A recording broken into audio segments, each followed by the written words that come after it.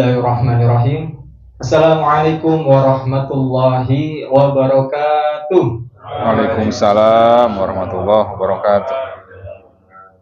Alhamdulillahilladzi bi ni'matil iman wal islam asyhadu an la ilaha illallah wahdahu la syarikalah wa asyhadu anna Muhammadan 'abduhu wa rasuluh. Amma ba'd. Segala penghambaan hanya milik Allah Subhanahu wa taala. Salawat serta salam tercurah limpahkan kepada junjungan kita Nabi Muhammad sallallahu alaihi wasallam. Alhamdulillah, di kesempatan malam yang berbahagia ini, majelis kajian rutin edisi yang ke-34 bisa kita laksanakan kembali. Dan alhamdulillah di tengah-tengah kita sudah hadir pemateri Ustadz Yayan Suryana. Ahlan wa sahlan Ustadz. Ahlan bik. Sebelumnya kita untuk mengawali kajian pada malam hari ini, seperti biasa kita bertilawah terlebih dahulu bersama-sama. Mungkin bisa dibuka Al-Qur'annya. Nah, sekarang kita masuk ke surat Atin. Silahkan dibuka surat Atinnya. Surat Atin di juz 30. Baik, jemaah sekalian, kita awali dengan ta'awud, kemudian nanti basmalah, dan kita bacakan bersama-sama surat Atinnya. Wahid itsnan thalatha. A'udzu billahi minasy syaithanir rajim. Bismillahirrahmanirrahim. Wat-tini waz-zaitun wa turi sinin wa hadzal baladil amin. Laqad khalaqnal insana fi ahsani taqwim. Thumma radadnahu asfala safilin. Illal ladzina amanu wa 'amilus solihati falahum ajrun ghairu mamnun. Fama yukadzibuka ba'du biddin. Alaihissallahu biahkamil hakimin. Shadaqallahul azim. Kita berdoa mudah-mudahan kita semuanya diberkahi dan diberikan kemudahan di dalam membaca Al-Quran. Sebagai pemantik materi pada malam hari ini, insya Allah kita akan membahas tentang sirah. Apa sih sirah? Kemudian bagaimana seorang muslim menyikapi, atau dalam hal ini sikap seorang muslim terhadap sirah ini, dan bagaimana Islam memandang terkait dengan sirah ini. Nah, pemantik ini diharapkan supaya nanti teman-teman ataupun hadirin sudah mulai berpikir apakah nanti bercerita tentang langsung kisah sejarahkah, atau nanti ngebahas terkait dengan sirah itu sendiri. Nah, lebih lanjutnya, lebih dalamnya insyaallah akan dibahas oleh Ustadz Yayan Suryana. Kepadanya kami persilahkan waktu seluas-luasnya. Bismillahirrahmanirrahim. Assalamualaikum warahmatullahi wabarakatuh. Sehat, Mbak. Innal hamdalillah hamdan katsiran kama amar. Asyhadu an la ilaha illallah wahdahu la syarikalah wa asyhadu anna Muhammadan abduhu wa rasuluh. Qala Allah ta'ala fil Qur'anil Karim, a'udzu billahi minasyaitonir rajim. Bismillahirrahmanirrahim. Laqad kana lakum fi Rasulillahi uswatun hasanah liman kana yarjullaha wal yawmil akhir wa dzakarullaha katsira. Wa qala Rasulullah sallallahu alaihi wasallam, alaikum bisunnati wa sunnati khulafa'ir rasyidin al muhdiyyin. Amma ba'du. Baik hadirin jamaah sekalian yang dirahmati Allah Subhanahu wa taala. Menyambung tadi apa yang sudah disampaikan oleh MC kita, bahwa kajian tentang Sirah Nabawiyah ini menjadi kajian yang begitu berharga dan memiliki kedudukan yang penting dalam literatur agama kita. Maka di dalam Al-Quran, bagaimana kata Allah Subhanahu wa taala, laqad kana lakum fi rasulillahi uswatun hasanah. Telah ada dalam diri Nabi itu ataupun Rasulullah itu suri tauladan yang baik. Ya, uswatun hasanah artinya contoh ataupun suri tauladan yang baik. Baik, nah hadirin mati Allah, kalau begitu Pak, dalam seluruh kehidupan Nabi Shallallahu Alaihi Wasallam itu banyak sekali pelajaran ya yang bisa kita ambil, baik sebelum diangkat menjadi Rasul atau juga setelahnya. Nah, kebanyakan orang kalau mengkaji Rasul itu setelah biasa saja diangkat jadi Rasul, nah cerita. Padahal banyak sekali kata ulama kita itu pelajaran yang sangat berharga yang bisa kita ambil dalam kehidupan Nabi Shallallahu Alaihi Wasallam sebelum diangkat menjadi Rasul. Dulu pertemuan keberapa ya? Pernah kita bahas kurikulum ataupun manhaj mempelajari Sirah Nabawiyah, dan kita sudah bahas bahwa ada kitab-kitab yang disarankan oleh ulama kita untuk dikaji. Dari mulai kitab yang paling mudah itu Pak, karangan Dr. Mustafa Ashibain, ulama di Syria yang menulis tentang Sirah Nabawiyah serta pelajaran dan hikmahnya. Yang kedua, urutan yang lain juga ada Sirah Nabawiyah yang sifatnya ini kajian hadis. Nanti mungkin kita bahas juga.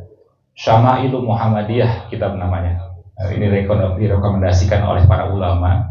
Kitab ini menceritakan tentang fisik Nabi, Pak. Seperti apa sih wajah Nabi itu?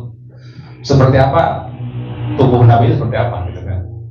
Nanti Nabi kalau berjalan gimana caranya? Nabi kalau sholat seperti apa? Nabi kalau makan, yang dimakan itu apa? Nah, itu menarik juga untuk kita bahas nanti di kajian-kajian yang akan datang. Karena hadirin mati Allah, ternyata salah satu makanan yang paling disukai oleh Nabi Shallallahu Alaihi Wasallam itu daging, Pak. Dan dagingnya bukan daging sapi, tapi daging kambing, gitu ya. Jadi daging kambing, dan Nabi itu memilih salah satu bagian yang juga unik dipilihnya itu bagian paha ataupun lengan depan yang dipilihnya itu bagian paha dulu. Ternyata hadirin mati Allah, kalau menurut Ibnu Qayyim, bagian paha itu daging yang paling cepat matang kalau dimasak, Pak. Nah ini kata ada sebagian jamaah tuh, wah ini Ustadz harus bahasnya sebelum kurban katanya.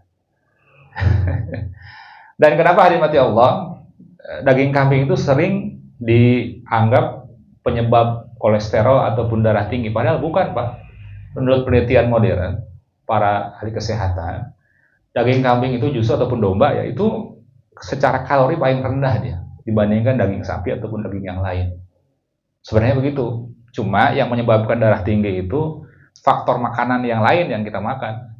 Ya bukan daging kambing, bukan.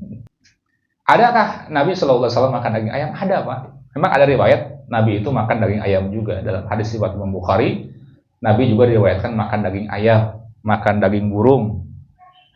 Tetapi kalau kita lihat secara keseluruhan, Nabi Shallallahu Alaihi Wasallam lebih memilih daging kambing. Ini kan contoh ya, bagaimana Nabi Shallallahu Alaihi Wasallam memberikan teladan buat kita bahwa daging yang terbaik, yang ternyata penelitian sekarang disebutkan itu paling rendah itu kalorinya, Pak. Itu daging kambing. Kalau lagi korban kan ada beberapa jamaah tuh nggak mau kasih kambing, nggak mau, harusnya sapi kan. Ini ya, dimati Allah, beberapa contoh dalam kehidupan Nabi SAW. Mudah-mudahan nanti ke depan kita bahas ya. Dan juga dalam Syama'il Muhammadiyah itu uniknya apa Pak? Diceritakan juga bagaimana Nabi sholat, yang buah-buahan yang dimakan Nabi itu apa? Nabi itu paling sering makan buah semangka, bahkan dicampur dengan kurma yang matang, rutop itu kan kurma yang matang, dicampur, di mix deh. Nah, Ibnu Qayyim itu sampai membahas dalam Zadul Ma'ad, kenapa Nabi itu sering makan buah bitih, atau bitih itu apa ya, semangka, dicampur dengan rutop. Ternyata itu bisa mendinginkan suhu tubuh, Pak. Sedang panasnya kan, Karawang ini panas-panasnya. Itu paling bagus tuh makan semangka sama rutop. Semangkanya ada, rutopnya nggak ada, Pak Ustaz. Kalau semangka banyak, rutopnya ini yang mahal. Ya, harus pesan dulu gitu kan ya. Rutop ini beda dengan kurma biasa, Pak. Rutop itu kurma yang matang. Jadi rasanya kayak apa? Sawo ya, kalau mirip-mirip sawo gitu. Kalau kita pernah melihat gitu. Baik, nah hadirin mati Allah, di pertemuan yang selanjutnya setelah manhaj sirah nabawiyah, kita pernah bahas juga tentang kelahiran Nabi kalau nggak salah ya. Kelahiran Nabi Shallallahu Alaihi Wasallam yang itu bertepatan dengan penyerangan Abraha, ya, Raja Abraha dari Yaman yang berusaha untuk menghancurkan Ka'bah. Ini sebagai flashback dulu kajian kita biar nyambung. Dan hadirin mati Allah, bagaimana Allah Subhanahu Wa Taala kemudian menurunkan keajaibannya dengan turunnya burung-burung ababil, ya, burung-burung yang membawa batu di paruh dan di kakinya, kemudian menghancurkan tentara Abraha tersebut. Hingga tentara Abraha ini nggak ada yang tersisa sama sekali, Pak. Ya, kalau kata ulama sejarah menyebutkan, jadi pasukan Abraha itu nggak ada yang meninggal di Mekah itu, semuanya keluar dari Mekah. Tapi mereka perlahan-lahan meninggal saat pelarian tersebut. Ada yang meninggal di tengah jalan. Kalau Abraha sampai Yaman baru meninggalnya, Pak. Setelah semua organ tubuhnya terlepas. Makanya kan digambarkan dalam Al-Quran, ka'asfim ma'kul, seperti daun yang dimakan ulat. Ya, artinya apa? Bahwa ya kita sederhananya begini, Pak. Kalau zaman sekarang kita ngelihat daun dimakan ulat seperti apa? Bolong-bolong ya. Yang bolong-bolong itulah gambaran ketika Allah Subhanahu Wa Taala menurunkan azabnya kepada Abraha dan tentaranya. Bolong-bolong, matinya perlahan-lahan itu. Ini sebagai tanda juga kelahiran Nabi Shallallahu Alaihi Wasallam yang disepakati oleh para ulama. Baik, hadirin mati Allah, di pertemuan yang lalu kita sudah sedikit membahas tentang fase kehidupan Nabi. Pernah bahas nggak ini, Pak? Fase kehidupan Nabi mulai lahir, kemudian dari lahir itu disusukan ke seorang perempuan, ya, ibu susu. Kalau orang-orang Arab zaman dahulu saat itu memang budaya seperti itu, Pak. Anak-anak yang lahir di Mekah, yang saat itu lahir di Mekah ya, tahun Nabi itu lahir tahun 507.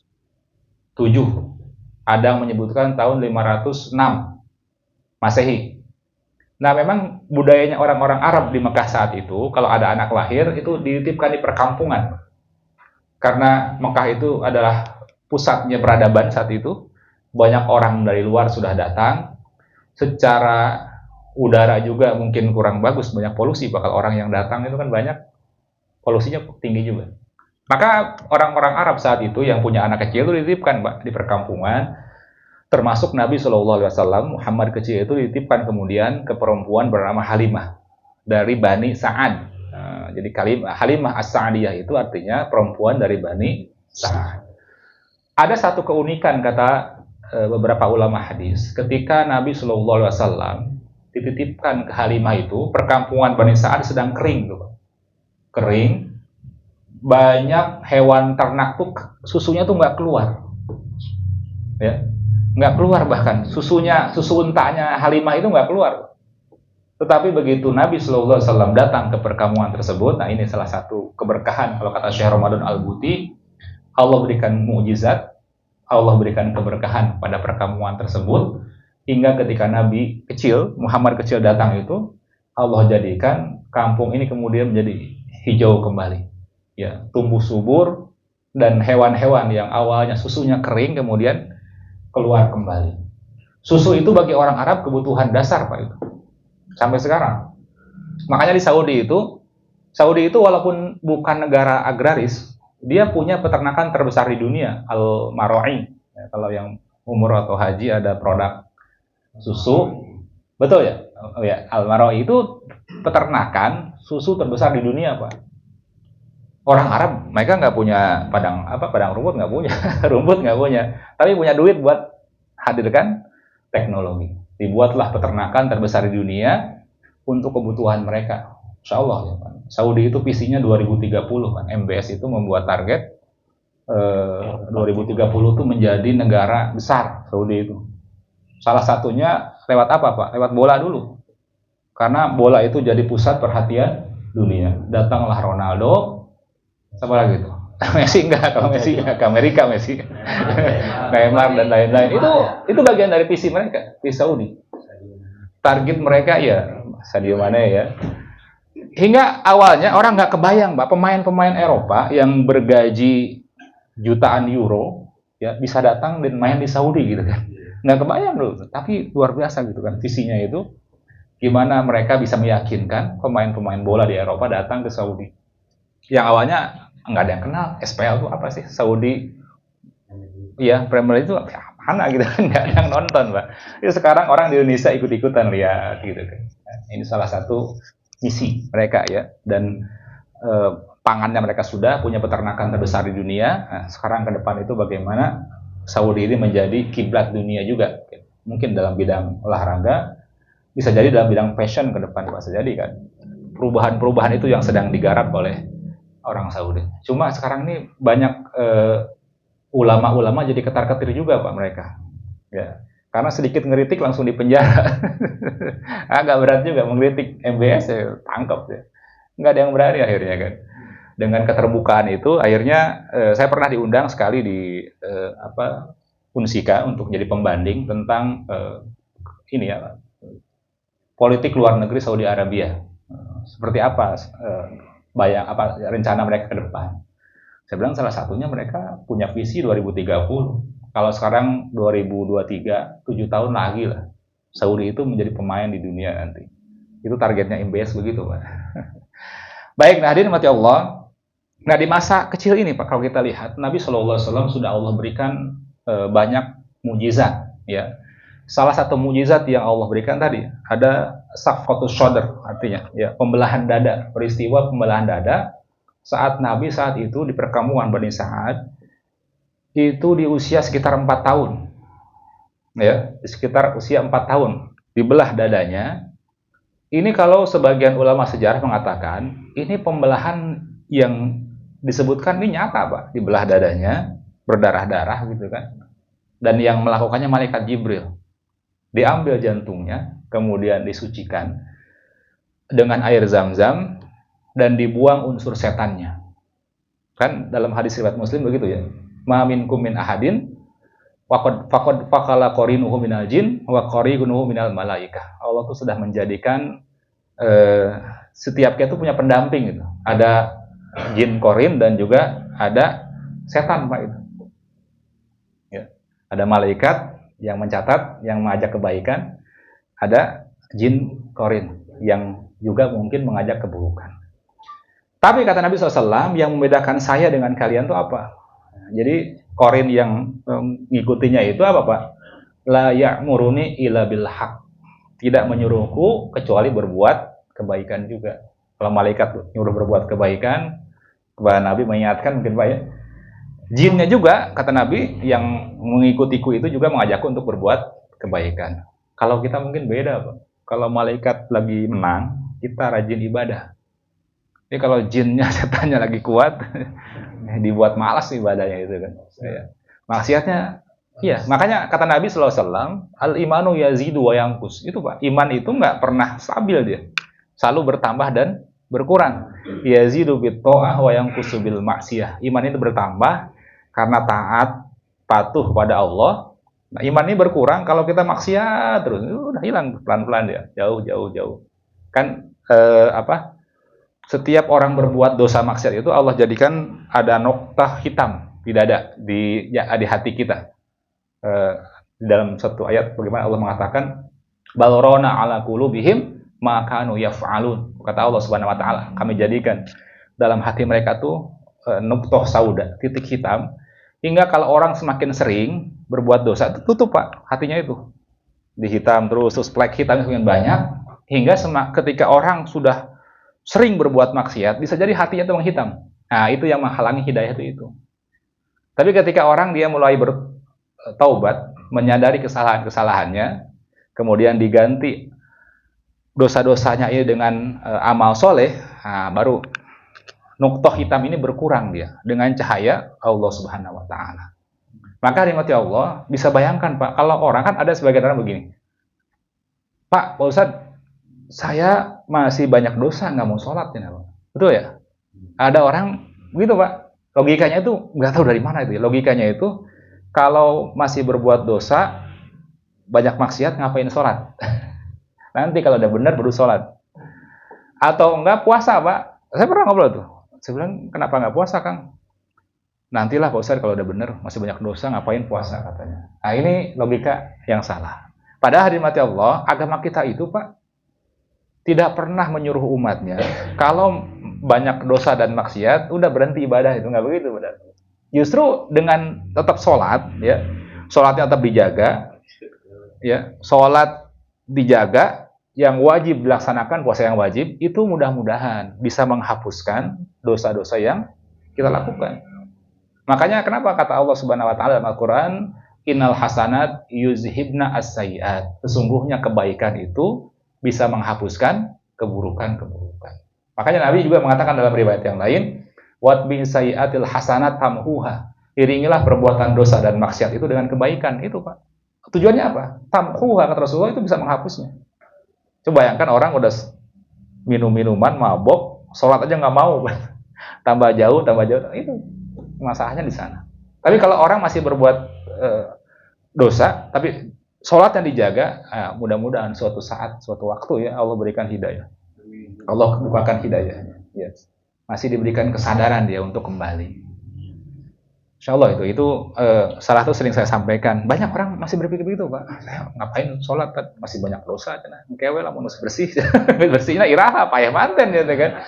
Iya payah manten bersih lah gitu kan ya. Mau puasa kan, naon puasa cina masih banyak dosa aja. Kewe cina mau bersih tadi. Udah niatnya mau bersih udah meninggal duluan, kita nggak tahu. Maka itu yang harus kita pegang teguh-teguh, karena kalau kita lihat sholat misalnya Pak, sholat itu nggak ada alasan untuk ditinggalkan sampai akhir hayat kita, selagi masih ada nyawa, itu kan itu perintahnya untuk terus melaksanakan sholat. Nggak bisa sholat berdiri ya duduk, nggak bisa duduk ya berbaring, nggak bisa berbaring dengan isyarat mata, nggak bisa dengan isyarat mata ya disolatkan. Berarti udah nggak bisa ngapain Pak, udah nggak bisa ngapain ya disolatkan. Baik, nah hadirin mati Allah, itu tentang kewajiban harus kita tegakkan. Itu sedang bermain dengan anak-anak kecil seusianya. Bayangkan anak kecil yang sedang bermain, kemudian dipanggil oleh malaikat Jibril, dibelah langsung dadanya. Yang lain tuh kabur. Diceritakan oleh para ulama itu kabur yang lain itu. Mereka melihat bahwa Muhammad telah mati, cina.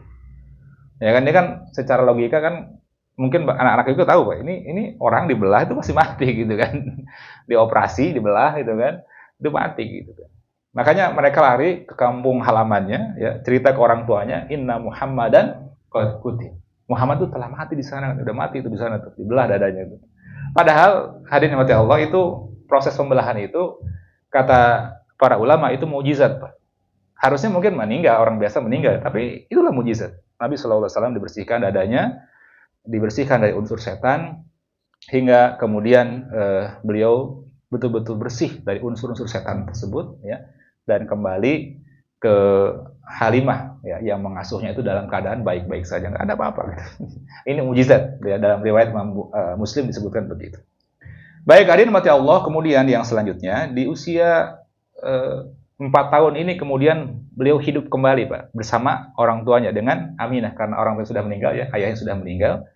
Cuma 2 tahun Nabi SAW itu hidup bersama ibunya. Jadi hampir 4 tahun itu di perkampungan itu dia belajar bahasa yang baik, mendapatkan sumber oksigen yang bagus, kata ulama itu Pak. Hikmahnya Nabi ditinggal di perkampungan. Ya. Kalau perkampungan Arab, Pak, sama kayak kita sebenarnya. Saya pernah jalan-jalan ke perkampungan di Mesir, ya kehidupannya sama kayak kita. Orang pergi jalan ke sawah, kebun, bertani, itu aja kehidupannya. Cuman memang udaranya beda. Udara di Kairo dengan di daerah Tonto perkampungan tuh beda rasanya, Pak. Lebih segar di perkampungan. Ya sama kayak kita lah, misalnya udara di Karawang, ya dibandingkan dengan di daerah Bogor, ya yang masih asri misalnya kan. Di daerah mana? Empang. Empang masih segar ya? Atau di Loji lah gitu ya, yang daerah pegunungan kan beda. Nah, baik, hadirin mati Allah, ini 2 tahun Pak, dari usia 4 sampai 6 tahun itu Nabi Shallallahu Alaihi Wasallam kemudian hidup bersama ibunya Aminah. Dia merasakan ya bagaimana sentuhan dan didikan seorang ibu. Cuma dikasih 2 tahun oleh Allah. Usia itulah kemudian Allah kemudian panggil ibundanya, ya Aminah. Di usia 6 tahun itu kemudian Nabi Shallallahu Alaihi Wasallam hidup bersama kakeknya, mulai hidup dengan kakeknya. Jadi banyak pengalaman berharga, Pak. Jadi kalau kita lihat Nabi mengatakan dalam suatu hadis, adabani Robbi fa ahsana ta'dibi. Allah itu telah mendidikku dengan didikan yang paling baik. Ternyata hadirin mati Allah, hikmahnya itu apa, Pak? Di usia 6 tahun sudah yatim piatu, kalau bahasa kita nggak punya bapak, nggak punya ibu.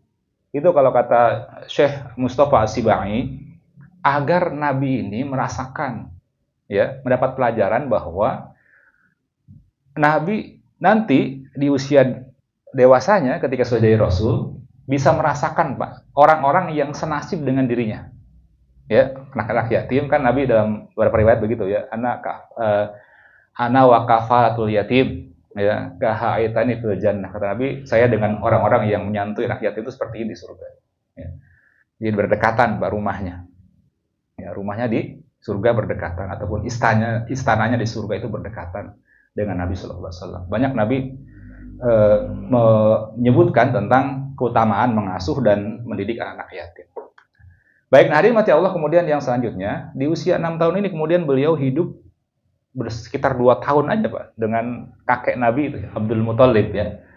Tapi 2 tahun ini memberikan pelajaran berharga karena kata ulama-ulama sejarah, karena Abdul Muthalib itu tokoh Mekah dihormati oleh orang-orang Mekah saat itu, Pak. Nah, Nabi kecil itu sering diajak. Jadi Nabi itu mendapatkan pelajaran, sering bertemu dengan tokoh-tokoh Arab, memperhatikan bagaimana kakeknya ini berdialog, Pak. Ini tumbuh itu. Kecerdasannya itu bisa menangkap ya.